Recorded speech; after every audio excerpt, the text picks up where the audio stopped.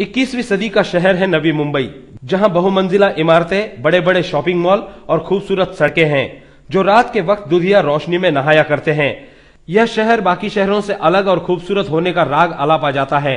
यहाँ बड़े बड़े धनाढ्य व्यक्ति मौजूद हैं जिनके करोड़ों रुपयों के फ्लैट हैं, और साथ ही चंद ऐसे भी व्यक्ति हैं जो 2 वक्त की रोटी के लिए दिन रात मशक्कत करते रहते हैं। एक तरफ जहां अमीरों के बच्चे बड़े बड़े विद्यालयों में डोनेशन देकर अपना एडमिशन करवा रहे हैं, वहीं दूसरी तरफ नवी मुंबई में एक ऐसा भी विद्यालय है जो एक गोदाम में चलाया जा रहा है, जहां बच्चों के लिए शौचालय तो है लेकिन पानी नहीं है। गोडाउन वाले विद्यालय तक पहुंचने के लिए नाक पर रुमाल लगाकर जाना पड़ता है। इस विद्यालय में 2 से 3 टीचर हैं। आप देख सकते हैं एक ही क्लासरूम में 2 टीचर विराजमान हैं और साथ ही 5वीं से लेकर 10वीं तक के बच्चे यहाँ पढ़ाई कर रहे हैं। ऐसे में क्या और कैसे पढ़ाती होंगी यह शिक्षिकाएं, इसका अंदाजा लगाया जा सकता है। यह अजूबा विद्यालय नेरुल स्थित सेक्टर 2 में है, ठीक राजीव गांधी फ्लाईओवर के नीचे। यहाँ जब हमारे प्रतिनिधि पहुंचे और क्लास टीचर से बात की तब वह गोल मटोल जवाब देकर निकल गई। विद्यालय के ऊपर आरोप है कि कई सालों से यहाँ पर किराए नहीं चुकाए गए हैं और जबरन ताला तोड़कर जो है सब अंदर घुस गए। क्या मामला क्या है, बताया?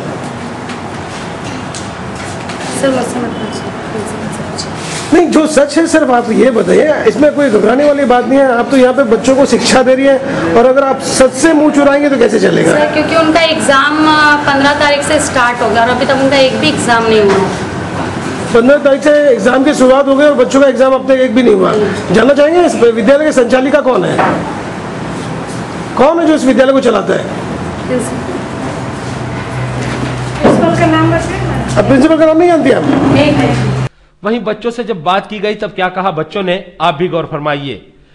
कौन सी कक्षा में पढ़ते हैं आप? 6 में। और वो जो बगल में दूसरे जो टीचर पढ़ाई करवा रही है वो कौन सा क्लास है वो? हाँ, 9th का। यानी 6th और 9th का एक ही साथ दोनों पढ़ाई कर रहे हैं, तो कुछ दिक्कत नहीं होती? बीच में कुछ डिवाइडर नहीं है, बंद, मतलब आपकी टीचर यहाँ पढ़ा रही है और दूसरी की टीचर वहाँ पढ़ा रही है, कोई समस्या नहीं होता? यहाँ के हालात पर क्या कह रहे हैं हमारे प्रतिनिधि, उस पर भी गौर फरमाइए। आप कौन से क्लास में पढ़ते हो? 8। आप 8 में हो? वो 6, यानी जो बाजू में बच्चे बैठे हैं वो 6 में पढ़ रहे हैं, आप 8 में पढ़ रहे हो। बेटा आप कौन से क्लास में हो? 5वीं में। आप 5वीं में हो। और बेटा आप बताइए कौन सी? आप 9th में हो।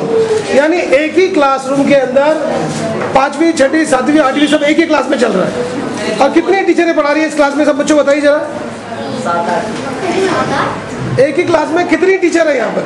यहाँ पे 3 है। यहाँ पे 3 है। एक नहीं आई टीचर। एक टीचर आई नहीं, तो 3 टीचर एक साथ पढ़ाती है यहाँ पे। साथ ही यहाँ मौजूद एक महिला वकील से बात की गई, तब महिला वकील ने श्रीराम विद्यालय के विषय में क्या कहा, जरा आप भी सुन लीजिए।